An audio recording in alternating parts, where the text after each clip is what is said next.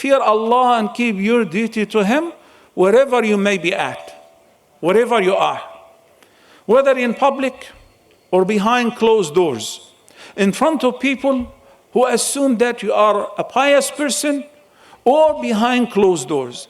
This is something that if I take home and I try to work on it, I will be simply very pious person. Why?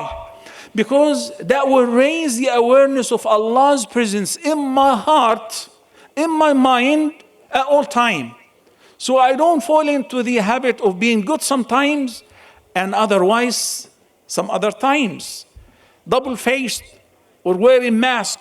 Before people assume that I'm a super nice guy. But otherwise, in private or with my family members, I'm a monster. God forbid.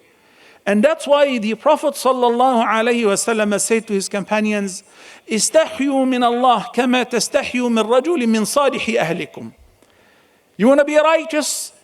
Feel shy from Allah. As much as you will feel shy in front of one of the righteous people of your clan, your tribe, you would feel reluctant to say a bad word or to do a bad act in front of him or them. Likewise, استحيوا من الله حق الاستحياء. Having said so, that will take us to the following advice. Raising the awareness of Allah's presence at all times doesn't necessarily mean that you or I will end up becoming infallible or sinless or as good as angels. When Hanzala complained to the Prophet ﷺ, along with Abu Bakr, that, they experience this sometimes and sometimes they are very righteous. He said, Ya Hanzala, by Allah, if you maintain the condition of piety and righteousness that you maintain whenever you're sitting with me, لَصَافَحَتْكُمُ الْمَلَائِكَةِ فِي طُرُقِكُمْ وَعَلَى فُرُشِكُمْ. By Allah, if you maintain this righteousness all the time, angels would come down from heaven, will shake hands with you while you're walking in the streets and while reclining on your beds. You know why? Because you will be as pure as the angels. But we're no angels, are we?